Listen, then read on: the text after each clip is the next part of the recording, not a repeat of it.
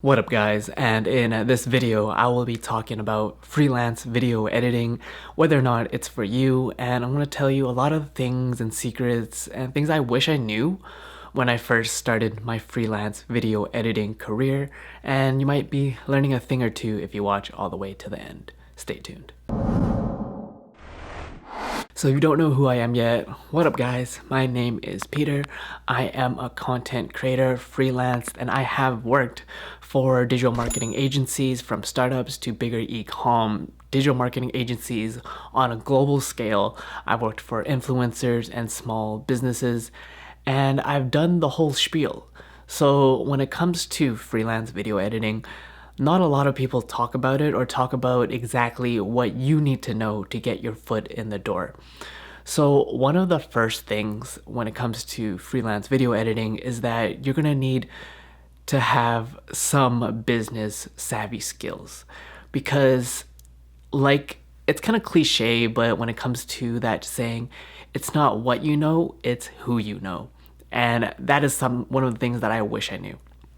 So what I've seen is that, not to be condescending or in any certain way, but there's certain video editors that I've seen, I'm like, okay, their video editing is not like mind blasting, it's not spectacular, it's just solid edits, but this person has a rotation of clients. And I'm like, how did that person get those clients? Well, the truth is, it's all about building relationships. It's about getting your foot in the door and knowing the right people. Because for the longest time, when I first started video editing, I realized that, okay, my mindset was, I need to know After Effects, I need to know Avid, I need to be the master at Premiere Pro. So I spent hours and hours trying to be the best that I could in Adobe Premiere, learning all the tips and tricks and the fastest shortcuts. How do I even edit faster? And I consider myself a pretty damn fast video editor. But the thing is, when you spend 100% of your time and effort in becoming the best video editor, there's also a big part or blind spot that you're missing, is building relationships and being able to know your network is your net worth. And if you surround yourself with people who need content and you're constantly reaching out and building relationships with people, you don't need to be the Quentin Tarantino of video editing. You just need to be able to know the right people and get your foot in the door. And that's something that I wish I knew, because you don't need to be the best. If you could build a character, right, a video game character, and that person has 100% strength but 0% defense, I would much rather have the character that has 50 strength and 80% defense. And defense meaning, in my terms or my analogy, is relationships and understanding a mindset that even though you spend thousands of hours locked in your room building your video editing skills, you're not going to get exposure because your content isn't reaching the right people. So first tip when it comes to becoming a freelance video editor is that build relationships, as reaching out to people, knowing other video editors, knowing other influencers, reaching out and not being afraid to send cold emails, cold DMs, and being like, hey, do you need content? Because you can spend 1,000, 10,000 hours plus being a super introverted like I am, and you're gonna be tough out of luck when you don't have anyone to reach out to when you need work. Tip number 2 when it comes to freelancing and video editing online is that you need to know your worth. What is it that you're willing to do, and understand where are you in your career. So for example, I remember when I first started, I took any sort of job that offered me money in exchange for my video editing service.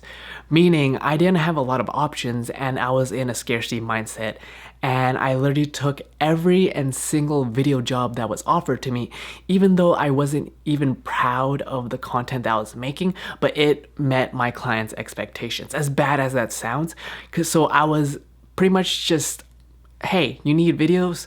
I can make it for you.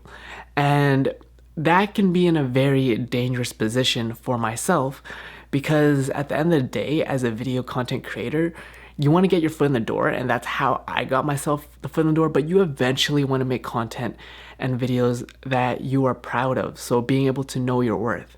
there's nothing wrong with taking a video job just to have, be able to pay your bills and being able to have some sort of living from your videos. But also, you eventually want to build your career up where you have options. Having options and being able to be like, okay, like for example, I just got offered a 2 to 3 episode YouTube show that this potential client that was offering me in relation to me going out to film and edit and piecing together a YouTube segment for this YouTube channel, and it was in the food industry. And for me, to be honest, I realized that, okay, I already have the food demo reels, I have footage of food, and it wasn't something that piqued my interest. And I respectfully declined that proposal. And even though, yes, when I first started, I would taken it like that, and because I didn't want the competition to beat me or this client go out there and find another videographer that pays cheaper or XYZ. But then now I'm in a place where I can be choosy. I can be like, okay, I don't want to take a video job just for the sake of money, but whether or not does it align with me? Is this client looking for long-term work, or is this just the one-off and there isn't much of a relationship building aspect to this proposal or project? And you want to be able to know your worth. So that is tip number 2, is don't take video jobs just for the sake of making money. And if anything, when I first started out, I was working part-time jobs as a dishwasher, as a line cook, so then I could have additional income to offset whatever money that I was or what was not making when it comes to freelance video editing, because this will lead me into part number 3 or tip 3 when it comes to video editing, and that is you're gonna need to hunt for your own money, and there are gonna be months where you might not have any jobs. So the third part when it comes to freelance video editing online is you're a freelance contractor, meaning it is your sole responsibility. It's not an employer responsibility to make sure that you have monthly reoccurring revenue for you. Meaning not only do you need to go and pitch and make sure you have client work, but if you don't have the budget that you're meeting, it is up to you. It is on you. So if you don't have work for that month, that is your problem. So you need to make sure that you have some sort of backup plan, whether that is, like I said, working a part-time job, or if you want to really hustle at it, you want to have, like for me, a YouTube channel that offsets your any sort of budget that you want, or it isn't making your MRR, your monthly recurring revenue. So for example, if you are charging anywhere from $2,000 to $5,000 for video editing services, and then let's say one of your clients drops for that month, you still have your own personal brands and your own side hustles to offset whatever amount of money that you may need or may not need. So when it comes to freelancing, it's not for everyone, right? Some people like that reoccurring paycheck. Some people like not having to go out and get leads and be able to find client work. It's a little bit like knowing who you are. For me, I'm a little bit of both. Like I like to have client work part-time on the side, but I also like the stability and being able to be like, okay, I'm not the best biz dev person, so I can work let's say a 9 to 5 on top of having freelance clients. So I have revenue streams from different aspects when it comes to video editing online. It's all about knowing what it is that you want and what type of personality trait that you have and what do you bring to the table. So when it comes to overall, my final thoughts when it comes to video editing online is that it is a very, very competitive market, but it is still possible to become a full-time video freelancer in today's and age, but you need to learn a little things like how to sell yourself, maybe a little bit of digital marketing skills, as well as having your own personal brand so you can leverage that to gain clients. Because truth is, entry-level basic video editing can easily be outsourced. And what I'm seeing in the job market as just a video editor is that a lot of companies and entrepreneurs, influencers are starting to outsource their video editing, and they're not needing just basic cuts and basic YouTube edits, and they're outsourcing that into the Philippines and India and Southeast Asia.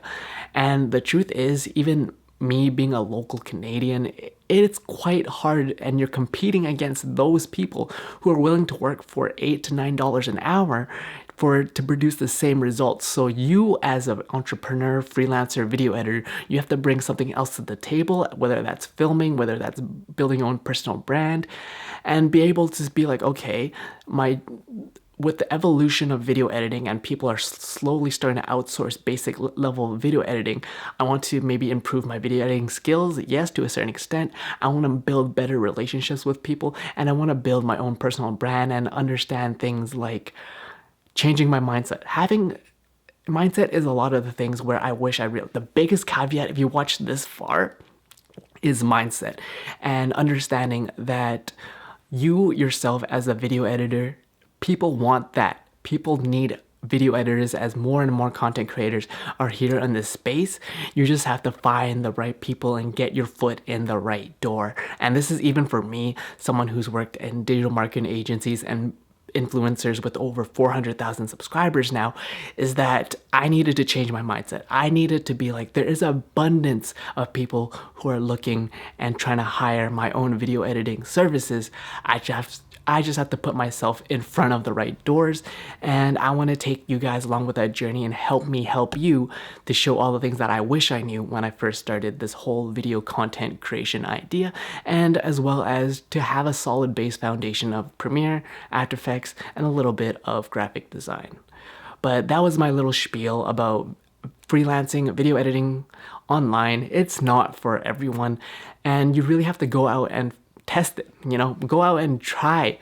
And if you don't try, you'll never know. It's really cliche, but I can go on and on and on. But that's enough for this video. Make sure you grab my free camera guide if you need help on figuring out what's the best camera gear for you, especially if you're buying your first camera. And my name is Peter. You're watching a Broke Visionary Collective, where we all start with nothing, but you can always create something.